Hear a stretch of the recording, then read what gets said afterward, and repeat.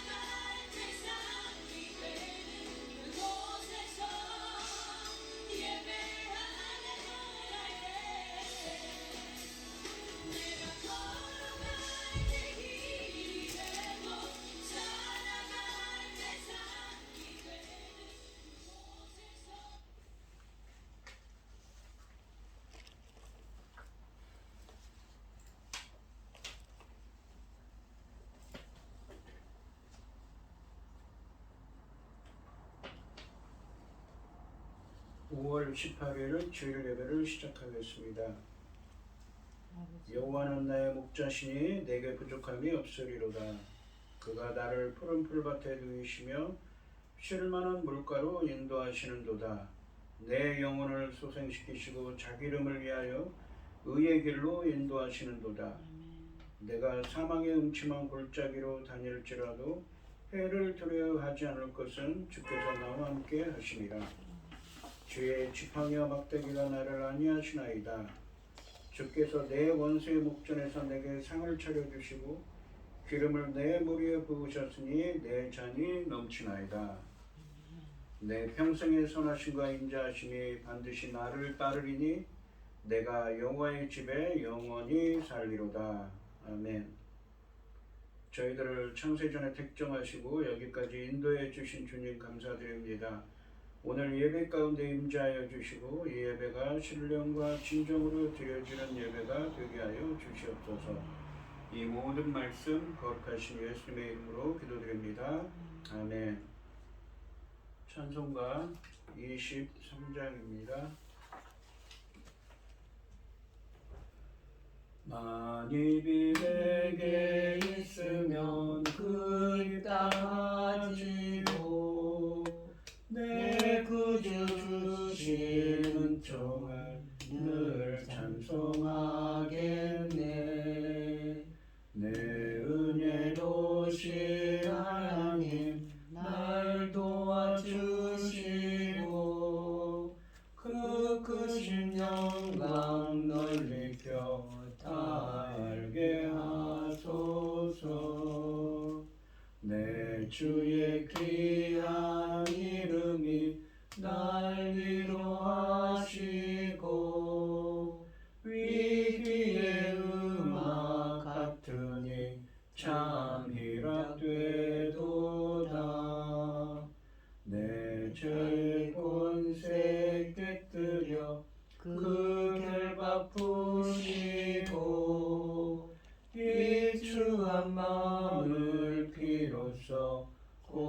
정케 하셨네. 아멘. 사도신경 하시겠습니다. 전능하사 천지를 만드신 하나님 아버지를 내가 믿사오며 그의 아들 우리 주 예수 그리스도를 믿사오니 이는 성령으로 잉태하사 동정녀 마리아에게 나시고 본디오 빌라도에게 고난을 받으사 십자가에 못 박혀 죽으시고 장사한 지 사흘 만에 죽은 자 가운데서 다시 살아나시며 하늘에 오르사 전능하신 하나님 우편에 앉아 계시다가 저리로서 산자와 죽은 자를 심판하러 오시리라. 성령을 믿사오며 거룩한 공예와 성도가 서로 교통하는 것과 죄를 사하여 주시는 것과 몸이 다시 사는 것과 영원히 사는 것을 믿사옵나이다. 아멘. 교동문 73번입니다. 보라, 내가 새 하늘과 새 땅을 창조하나니 이전 것은 기억되거나 마음에 생각나지 아니할 것이니라. 너희는 내가 창조하는 것으로 말미암아 영원히 기뻐하며 즐거울지니라. 보라, 내가 예루살렘을 즐거운 성으로 창조하며 그 백성을 기쁨으로 삼고 내가 예루살렘을 즐거워하며 나의 백성을 기뻐하리니 우는 소리와 부르짖는 소리가 그 가운데에서 다시는 들리지 아니할 것이며 이리와 어린 양이 함께 먹을 것이며 사자가 소처럼 짚을 먹을 것이며 뱀은 흙을 양식으로 삼을 것이니 나의 성산에서는 해함도 없겠고 상함도 없으리라. 여호와께서 말씀하시니라. 아멘. 찬송가 431장입니다. 주 안에 기쁨 있네, 주 안에 살자, 주 안에 평안 있네, 주 안에 살자.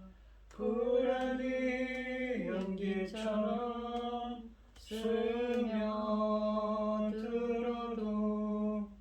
주 안에 사는 마음 기쁨 넘치네. 주 안에 사랑 있네, 주 안에 살자, 주 안에 소망 있네, 주 안에 살자. 검푸른 성난파도 밀어 덮자도 주 안에 사는 마음 평화 넘치네. 주 안에 영생 있네, 주 안에 살자, 주 안에 천국 있네, 주 안에 살자. 불길이 지옥처럼 솟아올라도 주 안에 사는 마음 생명 넘치네. 아멘. 기도하겠습니다. 온 땅이여 여호와께 즐거운 찬송을 낼지어다. 그의 이름의 영광을 찬양하고 영화롭게 찬송할지어다. 하나님께 아뢰기를 주의 일이 어찌 그리 엄묘하신지요. 주의 큰 권능으로 말미암아 주의 원수가 주께 복종할 것이며 온 땅이 주께 경배하고 주를 노래하며 주의 이름을 노래할지어다. 아멘. 천지 만물을 지으신 전능하신 하나님 아버지, 어리석고 보잘것없는 저희를 자녀 삼으시고 아버지의 그 크신 사랑 가운데 살아가게 하심을 참으로 감사드립니다. 전능하신 하나님 아버지, 세상은 온갖 일로 어지럽고 복잡하고 소란스러울지라도 저희들 이 시간 하나님께 예배드릴 수 있도록 인도하셨으니 참으로 감사드립니다. 전능하신 하나님 아버지, 저희 나라 대한민국을 기억하여 주시옵소서. 불쌍히 여기시고 긍휼을 베풀어 주시옵소서. 아버지께서 긍휼을 베풀지 아니하면 우리는 어찌하겠습니까? 전능하신 하나님 아버지, 저희 나라 하나님 앞에 합당하지 못한 일이 있으면 합당한 길로 바꾸어 주시고, 아버지 하나님 능력의 손으로 이끌으셔서 하나님 기뻐하시는 이 나라 될 수 있도록 도와주시옵소서. 아멘. 전능하신 하나님 아버지, 오직 하나님만 바라고 오직 하나님께만 우리가 무릎을 꿇어야 함에도 불구하고, 아버지 하나님 들리는 소식에 의하면 온갖 아버지 지저분한 일들이 많지 않습니까? 저희들 너무 죄송합니다. 저희들이 그 일들을 다 막아냈어야 하는데 함에도 불구하고 저희들이 어리석고 연약해서 힘이 부족해서 아버지 하나님 막지 못하겠사오니 아버지 용서하여 주시고 저희들에게 큰 힘과 용기를 주시어서 넉넉히 이길 수 있도록 도와주시옵소서. 전능하신 하나님 아버지, 지금은 참으로 중요한 시대 아닙니까? 열매고들 중대한 이 시대에 아버지께서 받으실 그 천금 같은 열매들을 우리가 아버지 하나님 잘 그 말씀이 열매의 사역이 잘 이루어질 수 있도록 도와주시옵소서. 전능하신 하나님 아버지, 이 중대한 시대의 열매거들 말씀을 들고 강단에 세우신 당신의 사랑하는 종 붙잡아 주시고, 그 말씀으로 말미암아 아버지께서 기뻐 받으실 열매들이 넉넉히 나올 수 있기를 간절히 소원하옵고, 이 모든 말씀 억만 죄악 가운데에서 우리를 구원하여 주신 예수 그리스도 이름으로 기도드리옵나이다. 아멘. 오늘 함께 하실 하나님의 말씀은 마태복음 10장 40절에서 42절까지 말씀입니다. 마태복음 10장 40절에서 42절입니다. 교독을 하겠습니다. 너희를 영접하는 자는 나를 영접하는 것이요 나를 영접하는 자는 나를 보내신 이를 영접하는 것이니라. 선지자의 이름으로 선지자를 영접하는 자는 선지자의 상을 받을 것이요, 의인의 이름으로 의인을 영접하는 자는 의인의 상을 받을 것이요. 또 누구든지 제자의 이름으로 그 이 작은 자 중 하나에게 냉수 한 그릇이라도 주는 자는 내가 진실로 너에게 이르노니 그 사람이 결단코 상을 잃지 아니하리라 하시니라. 아멘. 찬송가 370장입니다. 주 안에 있는 나에게 단 근심이 있으랴. 십자가 밑에 나가 내 짐을 풀었네. 주님을 찬송하면서 할렐루야 할렐루야. 내 앞길 멀고 험해도 나 주님만 따라가리. 그 두려움이 변하여 내 기도 되었고, 전날의 한숨 변하여 내 노래 되었네. 주님을 찬송하면서 할렐루야 할렐루야. 내 앞길 멀고 험해도 나 주님만 따라가리. 내 주는 잠이 하셔서 늘 함께 계시고, 내 궁핍 밤을 아시고 늘 채워주시네. 주님을 찬송하면서 할렐루야 할렐루야. 내 앞길 멀고 험해도 나 주님만 따라가리. 내 주와 맺은 언약은 영불변하시니, 그 나라 가기까지는 늘 보호하시네.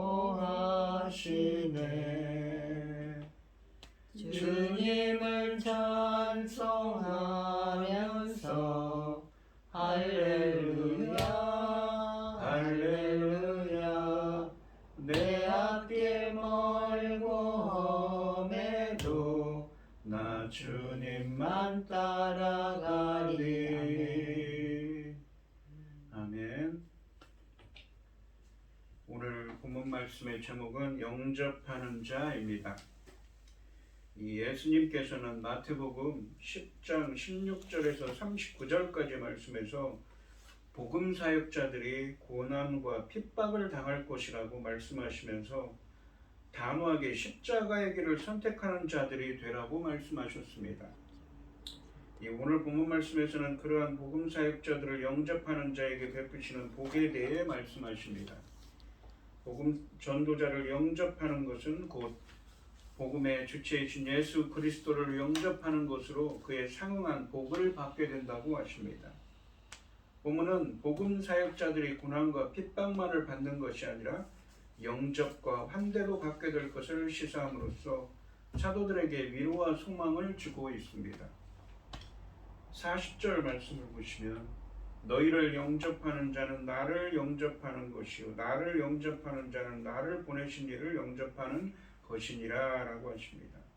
이 40절 말씀은 제자와 예수님 그리고 예수님과 하나님 사이에 긴밀한 관계를 보여줍니다. 이러한 연결에 대한 언급들 이면에는 보냄을 받은 자는 그를 보낸 자의 온전한 권위를 대표한다는 샬리아흐 원칙이 자리 잡고 있습니다. 이 사도라는 말은 보냄을 받은 자라는 의미입니다. 헬라어로는 아포스톨로스라고 하지만 히브리어로는 샬리아흐라고 합니다. 그러니까 보냄을 받은 자는 보낸 자의 권위를 대표한다는 것이지요. 이러한 원칙에 비추어 볼 때 이 상반절 말씀에 있는 너희를 영접하는 자는 나를 영접하는 것이요 라는 말씀은 5절과 16절 말씀처럼 사도들이 예수님의 보냄을 받았다는 사실을 전제로 합니다. 그들이 예수님의 보냄을 받았다는 사실은 그들이 예수님의 권위를 부여받았음을 보증해 주고 있습니다. 이러한 선언은 복음 선포를 위해 파송된 제자들에게 대단한 격려가 되었을 것입니다. 하반절에 보시면 나를 영접하는 자는 나를 보내신 이를 영접하는 것이니라 라고 말씀하십니다. 하반절 말씀은 상반절 말씀처럼 보냄을 받은 자는 그를 보낸 자의 온전한 권위를 대표한다는 샬리아흐 원칙을 더욱 선명하게 부각하고 있습니다. 40절 말씀은 결국 제자들을 영접하는 것은 예수님을 통해 하나님을 영접하는 결과로 귀결된다는 것을 의미합니다. 이 하나님 나라의 복음을 선포하는 이들을 영접하는 사람은 곧 그들을 보내신 예수님을 영접하는 것이며 더 나아가 예수님을 보내신 하나님을 영접하는 것과 다를 바 없다는 것입니다. 예수님은 자신의 권위를 사도인 제자들에게 부여하셨으므로 예수님께서 보내신 제자들을 환영하는 것은 예수님을 환영하는 것이며 나아가 예수님을 보내신 하나님을 환영하는 것입니다. 이러한 사실을 인지하는 자들은 제자들을 기꺼이 영접할 것입니다. 그러나 반대로 제자들을 영접하지 않는 자들은 비극적 운명에 직면할 수밖에 없습니다. 본문에서 단지 암시만 되고 있는 이러한 부정적 운명을 이 누가복음 10장 16절 말씀에서 명시적으로 말씀하고 계십니다. 이 누가복음 10장 16절 말씀에서는 이 반대되는 이야기를 하지요. 너희 말을 듣는 자는, 그러니까 제자들의 말을 듣는 자는 곧 내 말을 듣는 것이요 너희를 저버리는 자는 곧 나를 저버리는 것이요 나를 저버리는 자는 곧 나를 보내신 이를 저버리는 것이라 하시니라. 그러니까 제자들을 영접하는 자는 예수님을 영접하는 것이고 곧 하나님을 영접하는 것이라고 하셨는데 제자들을 저버리는 것은 예수님을 저버리는 것이고 반대로 또한 하나님을 저버리는 것이라고 하십니다. 예수님은 이 40절 말씀의 원리가 어떻게 적용되는지 41절과 42절 말씀에서 세 가지 사례, 그러니까 선지자와 의인과 작은 자 중 하나라는 표현을 통해 예를 들어 설명하고 계십니다. 41절 말씀해 보시면 선지자의 이름으로 선지자를 영접하는 자는 선지자의 상을 받을 것이요 의인의 이름으로 의인을 영접하는 자는 의인의 상을 받을 것이요 라고 말씀하십니다. 41절 말씀에서도 선지자와 의인이라는 칭호로 묘사되는 하나님의 전달자들을 영접하는 문제를 다룹니다. 선지자는 하나님의 말씀을 선포하는 사람이며 마태복음 10장 말씀에서 선포는 반복되는 소재이기도 합니다. 그리고 의인은 하나님의 말씀에 순종하는 자이며 그들의 의의는 마지막 날에 드러날 것입니다. 제자들은 과거의 선지자들과 같은 사명을 맡은 위치에 있으며 선지자와 의인의 역할을 수행하는 자들입니다. 즉 본문의 선지자와 의인은 복음 선포를 위해 파송된 제자들을 가리키는 표현이기도 합니다. 40절 말씀에 있는 너희, 그리고 41절 말씀에 있는 선지자와 의인, 그리고 42절 말씀에 있는 작은 자 중에 하나라는 이 표현은 모두 복음을 선포하기 위해 파송된 사도들과 그들의 뒤를 잇는 영적 후예들을 지칭하는 표현입니다.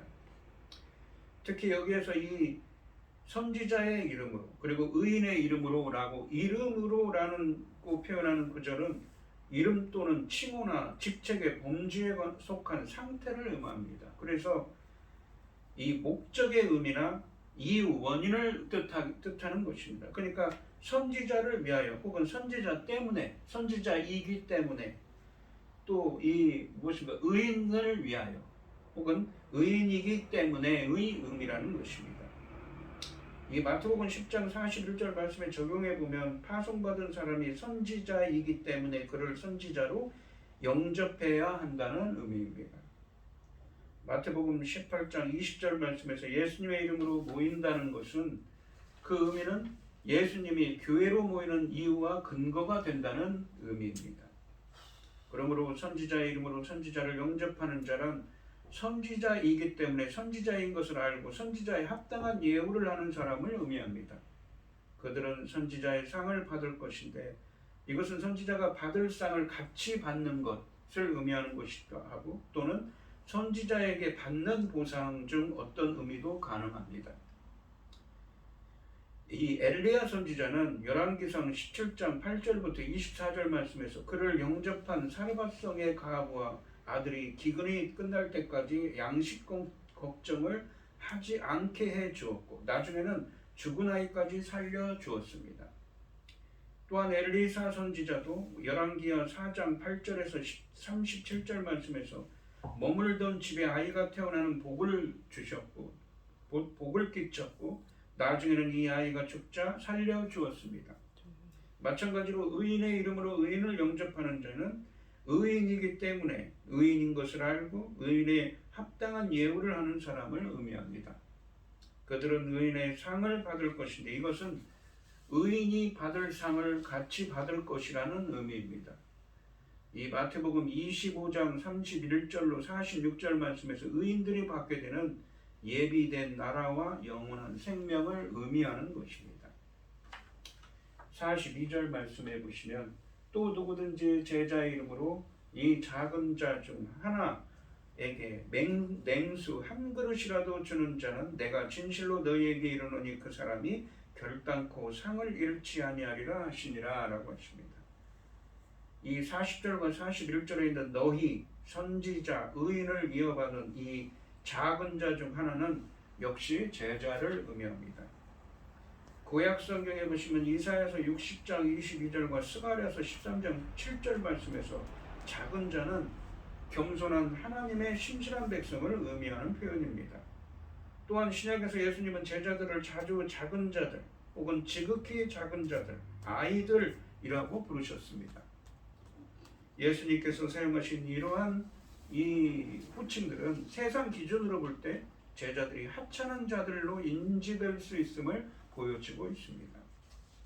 복음의 적대적인 세상에서 예수님을 따른다는 것은 세상에서 손쉽게 소외당하고 밀려나고 피해를 보는 상황에 직면할 수 있음을 의미합니다. 즉 작은 자는 선지자와 의인과 마찬가지로 제자를 가리키고 있으며 특히 작은 자는 제자가 극심한 박해를 받고 있는 상황을 암시하는 것입니다.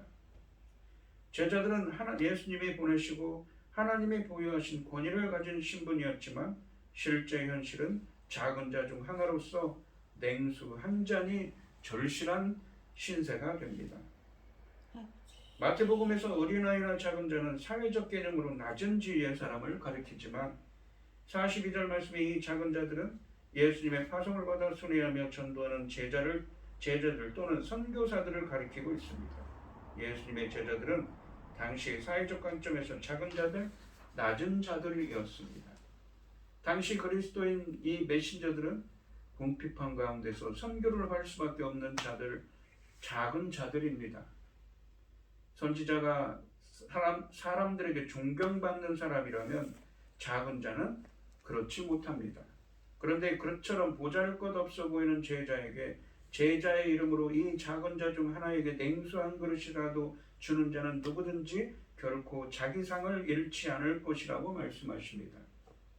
제자의 이름으로 이 작은 자 중 하나에게 냉수 한 그릇이라도 주는 자는 41절 말씀에 선지자와 의인의 경우처럼 제자인 것을 알고 작은 자 중 하나인 제자에게 작은 대접이라도 합당한 예우를 하는 사람을 의미합니다.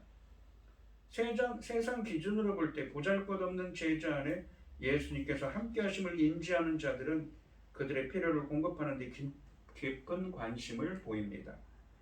냉수 한 그릇을 주는 것은 팔레스타인의 메마른 기후에서 가장 기본적인 요구입니다.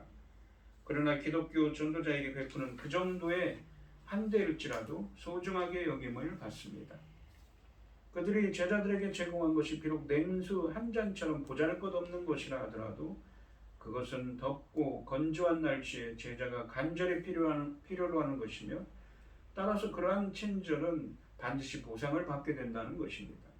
이처럼 예수님께서 약속하신 보상은 호의의 크기가 아니라 동기, 그러니까 제자라는 사실 때문에 이 초점을 맞춥니다.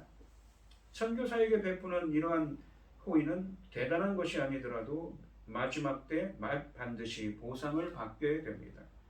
그리고 42절 말씀에서 마지막에 있는 그 사람이 결단코 상을 잃지 아니하리라 하시니라 해서 잃다라고 잃지 아니하리라 해서 잃지로 번역되는 동사는 이미 28절과 29절 말씀에서 사용된 아폴림이라는 헬라어입니다. 직역하면 그는 그의 보상이 결코 멸해지지 없어지지 않을 것이다의 의미입니다. 본문은 이 동사를 사용해서 종말론적인 운명과 보상을 연결합니다. 본문의 약속은 아까도 이 41절에서 설명한 것처럼 마태복음 25장 31절로 46절에서 매우 길게 예시됩니다. 이 말씀에 따르면 호의를 베푸는 자들이 받게 되는 보상은 세상의 시작부터 준비된 예비된 하늘나라 또는 영원한 생명을 지칭하는 것이 분명합니다. 이 한편 마태복음 10장에 이러한 제자 파송에 대한 말씀이 파송받은 제자들에게 호의를 베푼 자들에 대한 약속으로 마무리된다는 사실은 이 말씀이 단지 파송받은 제자들뿐 아니라 그들을 다양하게 후원하는 신실한 사람들에게도 주어진 말씀이라는 점을 상기시켜 줍니다. 예수님은 자신의 제자들을 향한 작은 정성을 매우 귀하게 보시는 분입니다.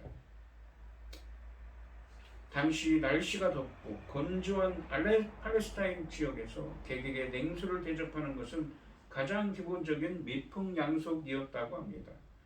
그러나 당연히 베푸는 친절이었지만 예수님은 누구든 이처럼 당연한 친절을 하나님 나라의 작은 자에게 베풀면 결단코 상을 잃지 않을 것이라고 하십니다. 하나님의 자녀들을 축복하는 이들을 축복하시겠다는 예수님의 말씀은 옛적에 하나님이 아브라함에게 주신 말씀을 연상케 합니다.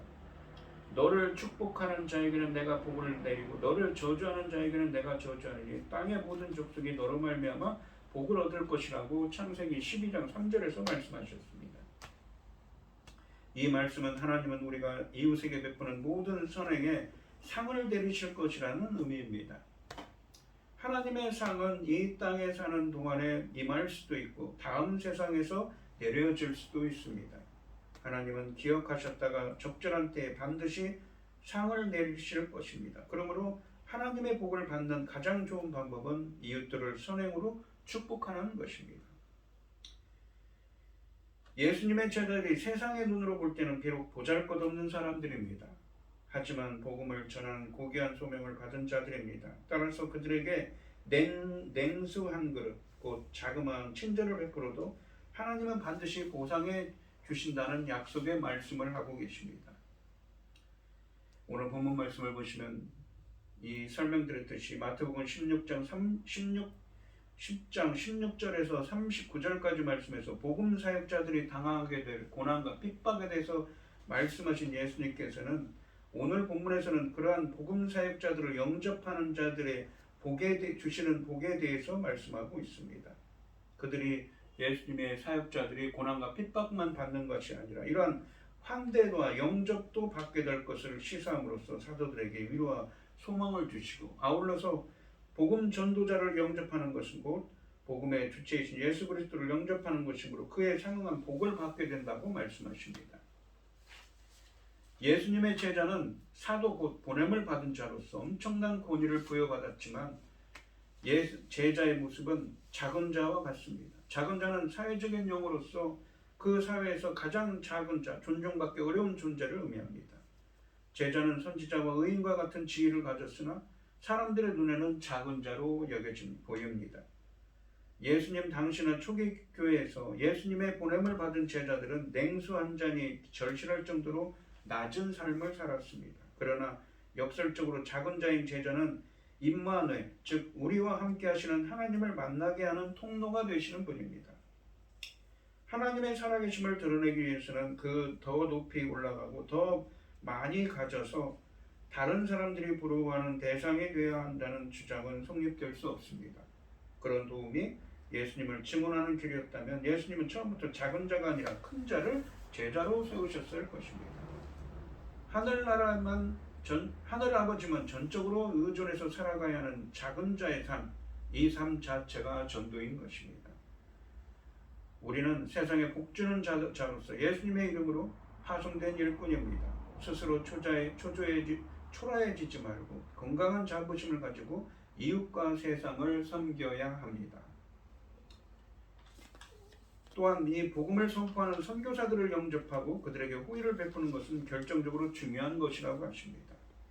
모든 그리스도인이 복음을 선포하는 선교사가 될 수는 없지만 선교사들에게 호의를 베풀 수 있는 기회는 누구에게나 열려 있습니다. 파송받은 선교사가 그를 영접하고 그의 필요를 적용하는 그리스도인, 이 둘의 긴밀한 관계는 초대교회나 오늘날의 교회에서나 복음을 선포하는 데 꼭 필요한 상호 관계입니다. 오늘 이 시간 성도님들도 작은 자 중 하나와 같은 선교사들을 위해 기도하고 돕는 하나님의 사람들이 되시기를 주님의 이름으로 축원드립니다. 기도하겠습니다. 하나님 아버지 감사합니다. 오늘 주신 말씀에서 마태복음 10장에서는 제자들을 파송하시면서 그들이 겪을 고난과 핍박에 대해 말씀하셨지만 오늘 본문 말씀에서는 그들을 영접하고 돕는 자들, 그들을 위해 헌신하는 자들에게 주실 상에 대해 말씀하십니다. 저희들도 복음을 위해 헌신한 선교사들을 위해 그들을 위해 기도하고 그들을 돕는 사람들이 되게 하여 주시옵소서. 이 모든 말씀 거룩하신 예수님의 이름으로 기도드리옵나이다. 아멘. 찬송가 435장입니다. 나의 영원하신 기여 생명보다 귀하다. 나의 갈 길 다가도록 나와 동행하소서. 주께로 가까이 주께로 가오니 나의 갈 길 다가도록 나와 동행하소서. 세상 축이 아니람과 모든 명예 버리고 험한 길을 가는 동안 나와 동행하소서. 주께로 가까이 주께로 가오니 나의 갈 길 다가도록 나와 동행하소서.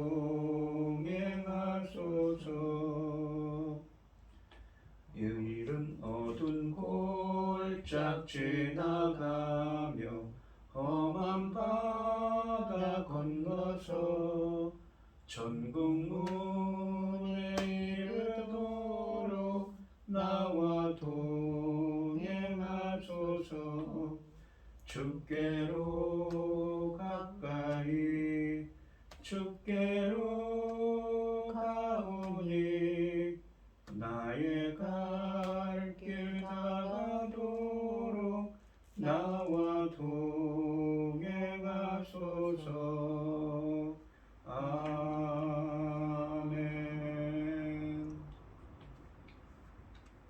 기도하겠습니다. 참 감사하신 하나님, 오늘 주신 말씀처럼 제자들을 파송하시면서 고난과 핍박만 있는 것이 아니라 그들을 돕는 자들도 있고 그들을 위해 헌신한 자들이 또 있을 것임을 말씀하시고 제자들을 위로하고 계십니다. 저희들도 본문 말씀처럼 복음을 위해 헌신하는 자들을 돕고 그들을 위해 기도하고 그들을 위해 헌신할 수 있는 사람들이 되게 하여 주시옵소서. 오늘 이 시간 주님의 은혜에 감사드리며 귀한 예물을 드리는 손길들이 있습니다. 최병영 집사님, 김혜순 권사님, 고현희 집사님, 주님께서 귀한 예물을 드립니다. 드려지는 손길마다 주님께서 역사하여 주시어서 주님의 기뻐하시는 뜻을 행할 수 있도록 인도하여 주시옵소서. 바라옵건대 김혜순 권사님 몸이 아픈 곳들 많이 있습니다. 주님께서 자비와 긍휼을 베풀어 주시고 친히 안수하여 주셔서 아픈 곳들을 깨끗하게 나을 수 있도록 은혜 베풀어 주시옵소서. 기뻐받아 흠양하여 주실 줄 믿사오며 이 모든 말씀 거룩하신 예수님의 이름으로 기도드리옵나이다. 아멘. 찬송가 5장을 하시고 축도하심으로 오늘 예배를 마치겠습니다. 이 천지간 만물들아 복 주시는 주 여호와 전능성부 성자 성령 찬송하고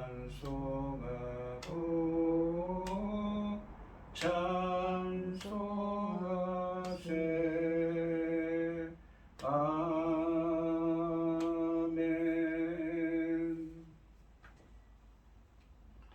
이제는 주 예수 그리스도의 은혜와 아버지 하나님의 극진하신 사랑과 성령의 교통하심이 성도들 머리머리 위에 이제로부터 영원히 함께 있을지어다. 아멘. 아멘.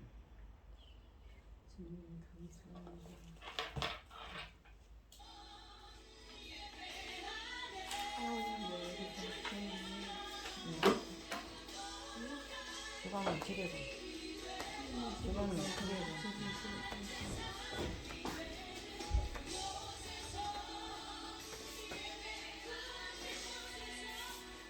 수영의 집에 감성 붙여주시옵소서. 수영의 집에 감성 붙여주시옵소서.